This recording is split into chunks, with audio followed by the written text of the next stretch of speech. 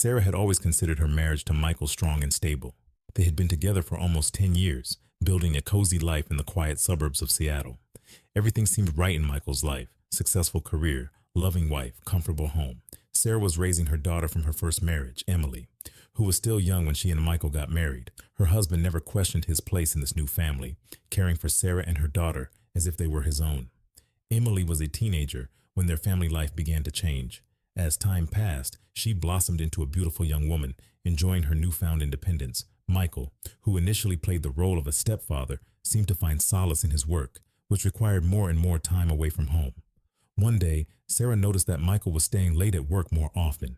The usual dinners together turned into long hours of waiting for him, as he promised to return, but always found an excuse to be late. At first, she didn't think much of it. Working in an IT company often demanded unpredictable hours, especially with projects that required around-the-clock attention. But with each passing day, his explanations became stranger and more evasive.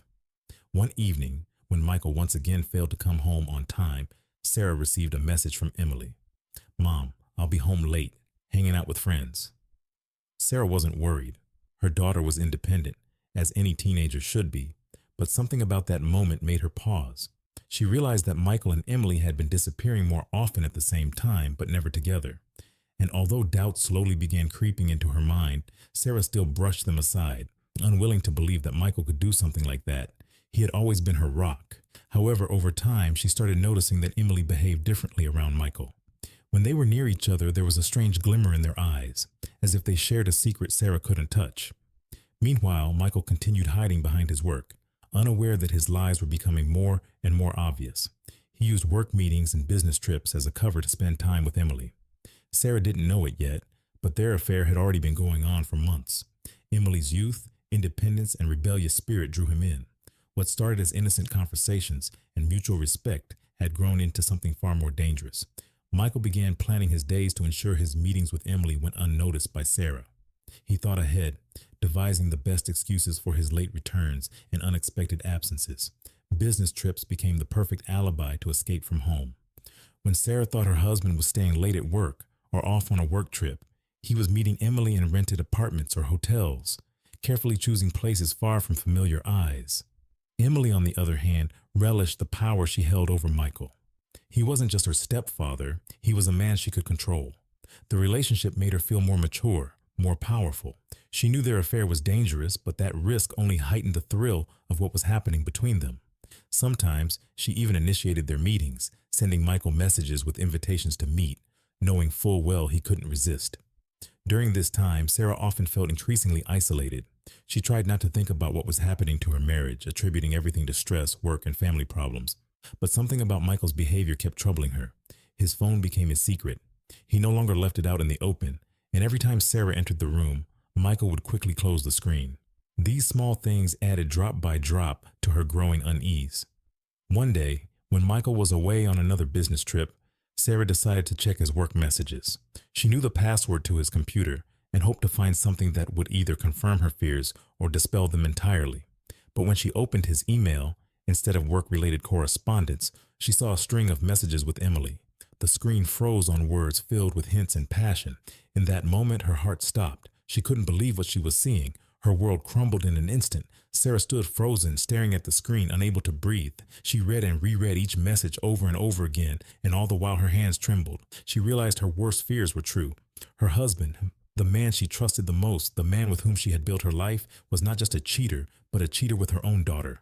Rage consumed her. She felt the fury rising inside, the urge to scream and tear apart the world that had suddenly become so foreign to her. But instead, she stood in absolute silence. She knew she had to do something, but at that moment she couldn't quite grasp what. Sarah closed the laptop, hid it away as if that could somehow erase everything she had just discovered, and sat down. Her head was spinning with thoughts, but one thing became clear: her life would never be the same. Time passed, but Sarah couldn't eat or sleep. She tried to act normal so Michael wouldn't suspect anything, but inside she was slowly forming a plan. Every night when she was alone in her room, her thoughts returned to the same scenario: how to make Michael pay for destroying their life. Emily, meanwhile, suspected nothing. She continued to act as though her life was completely normal, confident that Sarah would never find out her secret. But Sarah watched her more closely with each passing day, studying her habits, analyzing her every move. She knew it was only a matter of time before she made her move. Michael continued hiding behind his work, believing he was getting away with everything. He had no idea that Sarah already knew about his affair and was plotting her revenge. He was too caught up in his meetings with Emily and his role as the perfect husband to notice that his wife had long stopped being the naive woman he once thought she was. Sarah began to develop her plan for revenge with cold precision.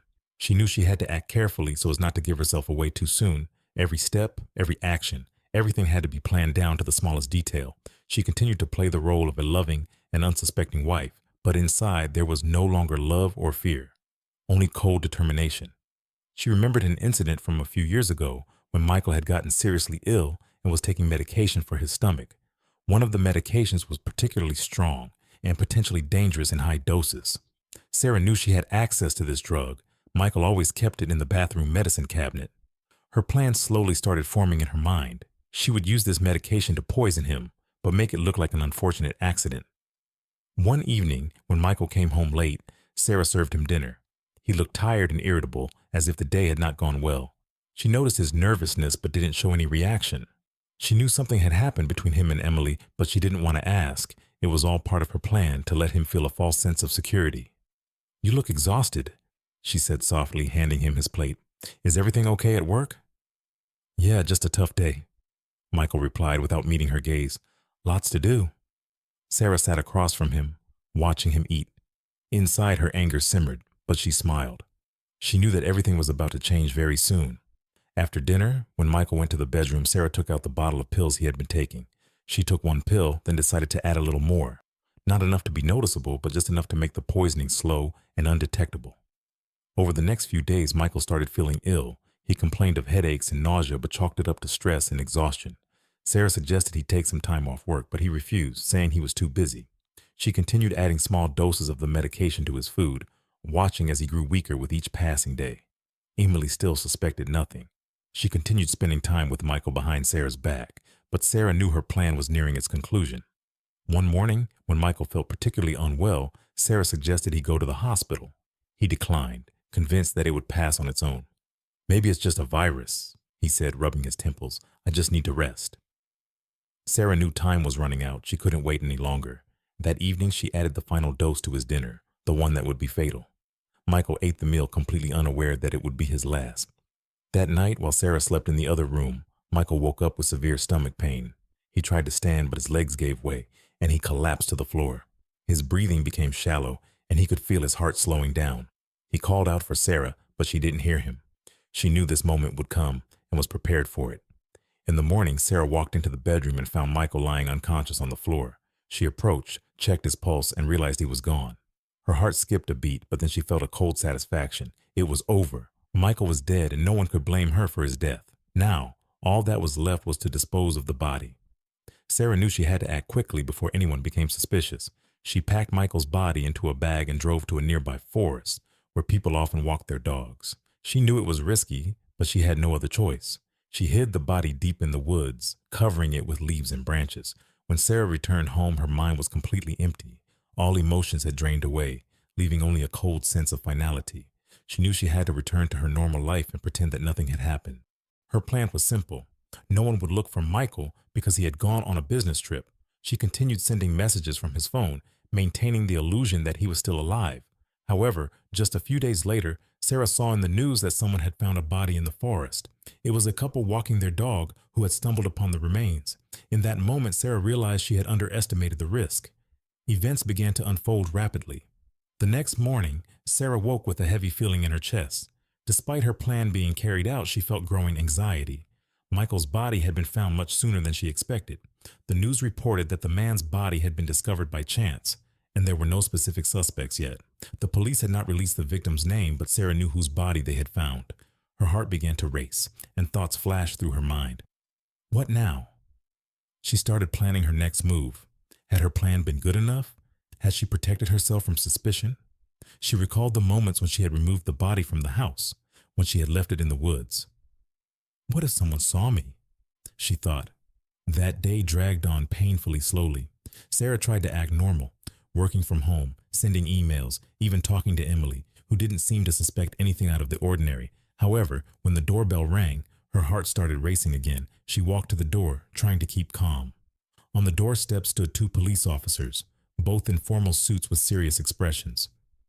"Good afternoon, Mrs. Johnson," one of them asked. Sarah nodded, feeling her palms start to sweat. "We're from the local police department. We'd like to ask you a few questions, if you don't mind." The officer continued. Sarah knew it would be foolish to refuse. She nodded, inviting them inside. They walked into the living room where Sarah offered them seats.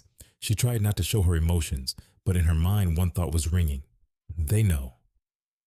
The officer sat across from her, silently taking in their surroundings. Everything looked ordinary. A house decorated with family photos, seemingly perfect, but they clearly weren't there to admire the decor. "We are investigating a recent murder. A man's body was found in the nearby woods," one of the officers began. "Is this a familiar place to you?" "The woods?" Sarah hesitated for a moment. "Yes, I've been there a few times when walking the dog." "I see. We're questioning anyone who might be connected to the area or who knows about what happened." The officer continued. "When was the last time you saw your husband?" Sarah tensed. This was the first serious question, and she knew her answer had to be carefully considered. She swallowed and calmly replied, "Michael left for a business trip 3 days ago. We often don't see each other for a few days when he's working out of state." "Can we contact his employer to confirm that?" asked the second officer, lifting his notebook to write down the response. "Of course," Sarah replied quickly. "He has an office in Portland. I can give you the contact information."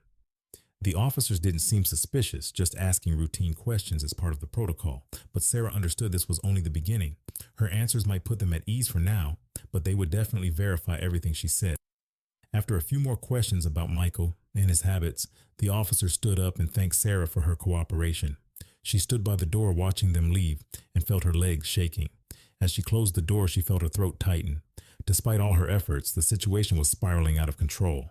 Another week passed, and Sarah continued living in constant fear of being exposed. She knew the police were still investigating.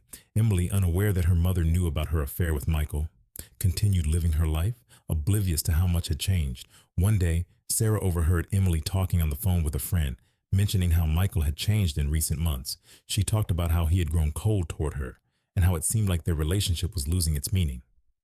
Sarah listened to every word and realized that even Emily felt something had gone wrong. Their affair had been destroyed not only by Michael's death, but also by his own decision to end it right before the end. One evening, as Sarah sat in the living room trying to distract herself, the doorbell rang again. She walked to the door and saw the same officer who had visited her earlier. "Mrs. Johnson," he began as she opened the door, "we've gathered some new evidence regarding your husband's case. We'd like to ask you a few more questions." Her heart started racing again, but she couldn't refuse. "Of course, come in," Sarah said, trying to maintain her composure. The officer stepped inside and sat on the couch across from her. "We contacted your husband's employer, and they confirmed that he was not sent on a business trip, as you mentioned," he began. "Additionally, we've received testimony that in the days leading up to his death, he was seen repeatedly meeting with your daughter, Emily." Sarah froze. Her secret was nearly uncovered. "We have reason to believe he was in a close relationship with your daughter," the officer continued. "Can you confirm this?" Sarah didn't know how to respond. She realized that if she told the truth, her life would be completely destroyed. She looked at the officer and said, "I didn't know anything about that." The officer gave her a skeptical look but didn't press further.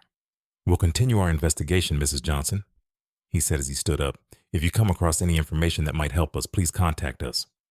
Sarah escorted him to the door, feeling her world crumbling beneath her feet. She knew time was running out and soon her secret would be exposed. Sarah sat at the edge of her bed, her thoughts spiraling around one thing.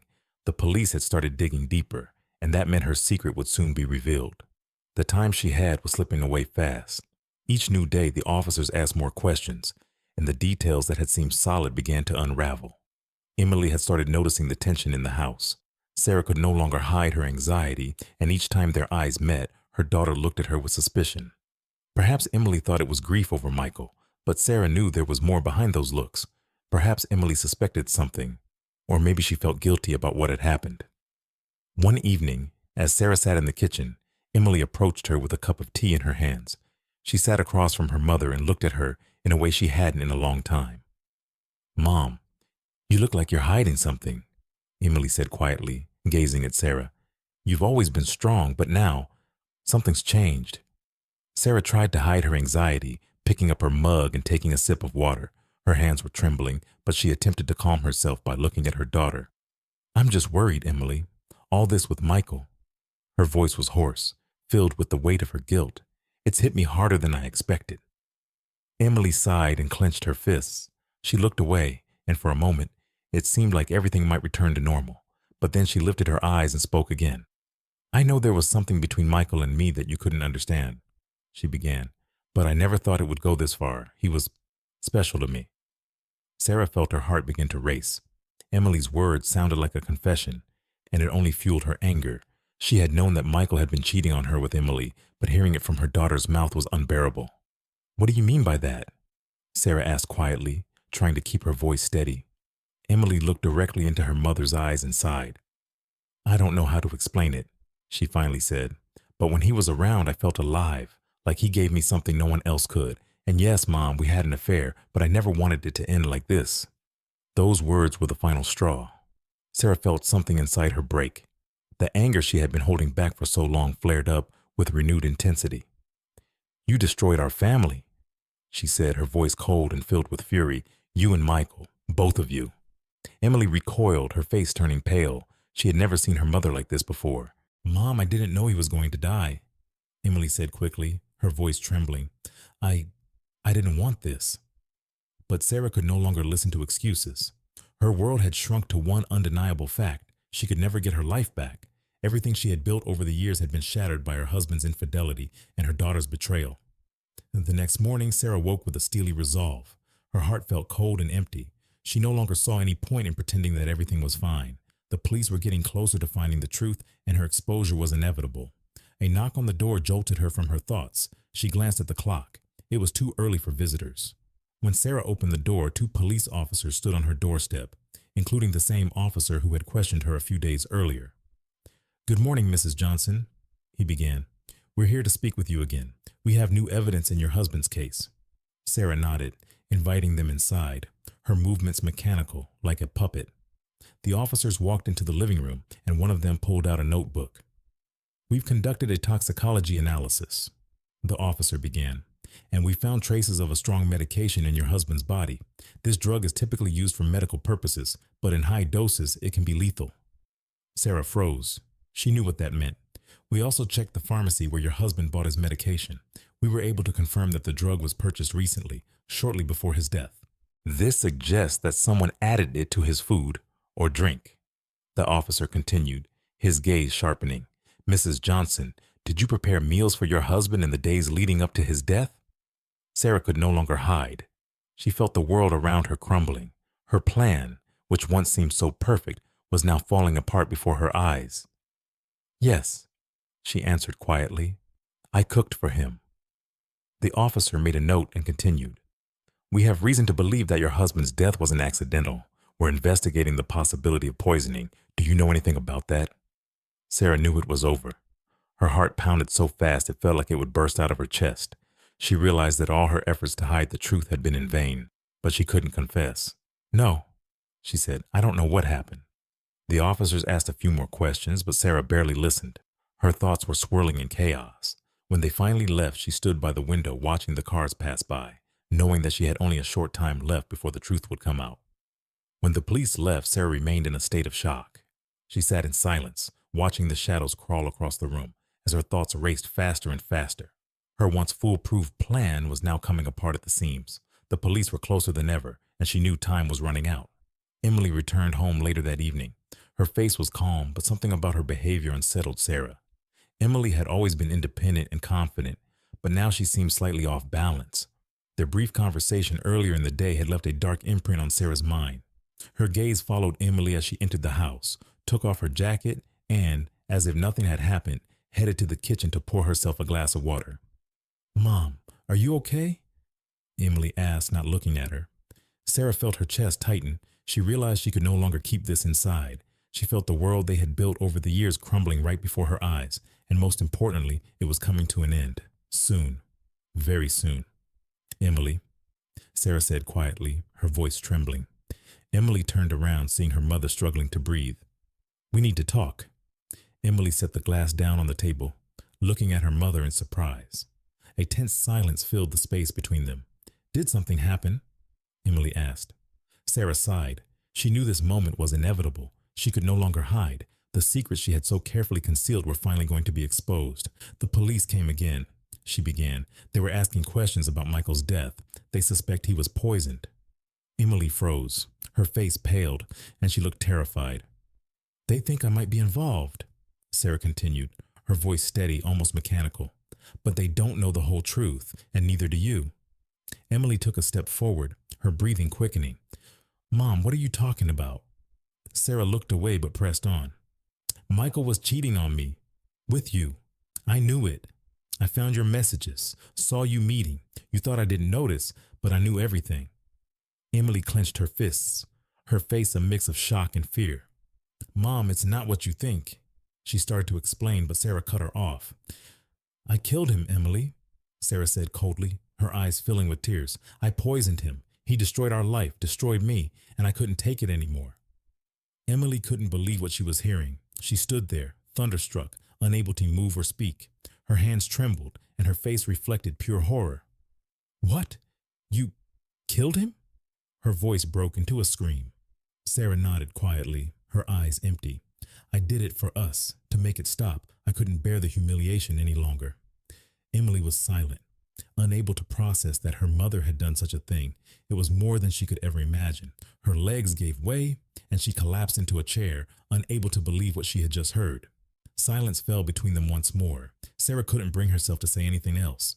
Her confession had been the final blow. She knew it was all over now. Sooner or later, the police would know everything. The next morning, Sarah woke with a sense of inevitable doom. She was sure the police would return, but she had decided to lie until the very end. Her plan for revenge was complete, and despite the risks, she intended to stick to her lies. She hoped that, if she was convincing enough, Emily would understand her actions and maybe even forgive her. But instead of relief, Sarah felt only emptiness and pain, and every word she rehearsed for her defense seemed more and more meaningless. Later that day, as expected, there was another knock at the door. Sarah hesitated, but opened it, and standing there were the same officers. One of them held a folder of documents, while the other wasted no time. Mrs. Johnson, we received an anonymous tip. One of the officers began, closely watching her reaction. It claims your husband was poisoned with pills. We need to clarify a few details. Sarah felt her insides tighten. Her heart skipped a beat. She tried to maintain her composure, but deep down, she knew this was the end. I don't know what you're talking about, she said slowly, avoiding eye contact with the officers. Your husband was taking medication for his stomach, wasn't he? The officer continued, his gaze locking onto hers. Those pills were found in his system in dangerous doses. We also found records of these medications being purchased shortly before his death.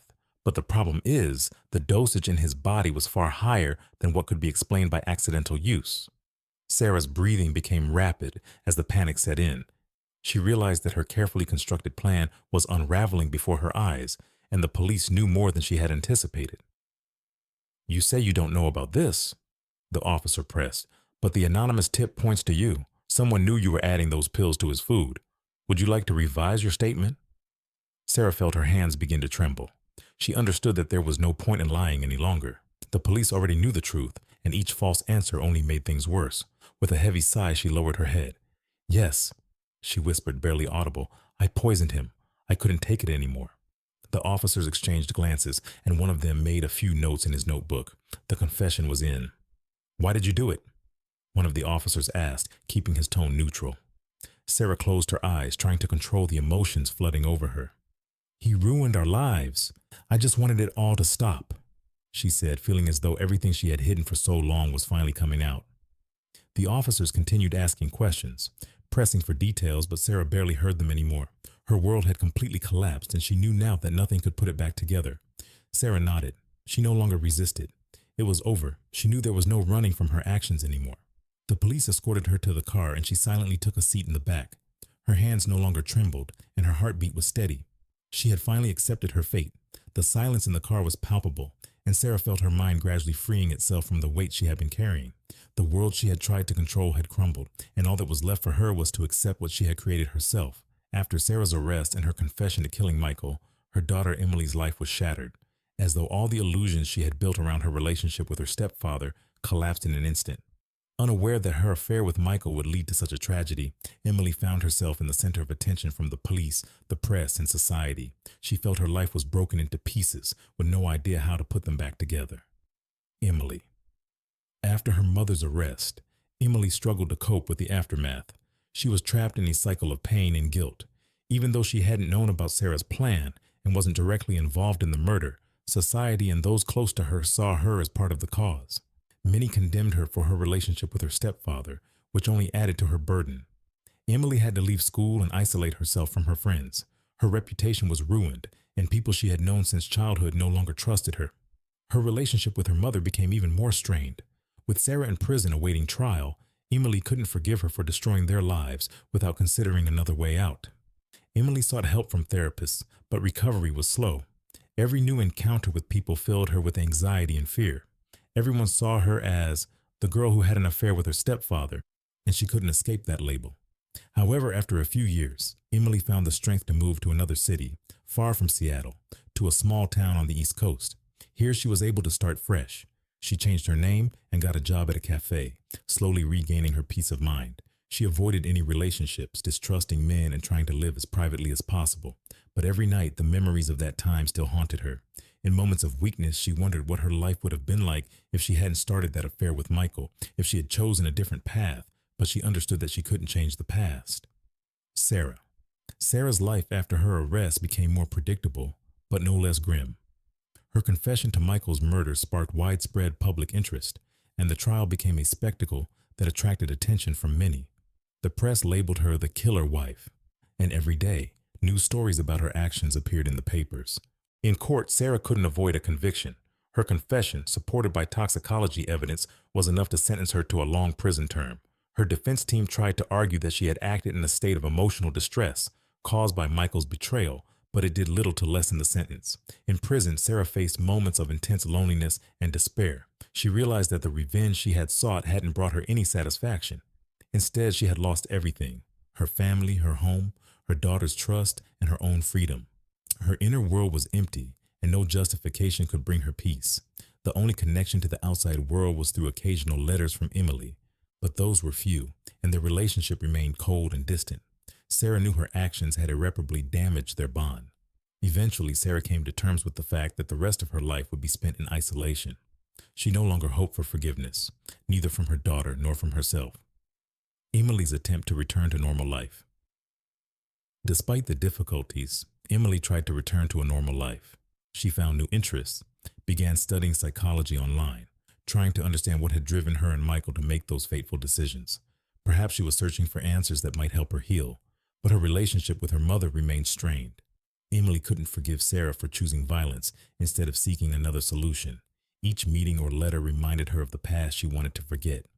Over time, Emily made a few friends in her new town.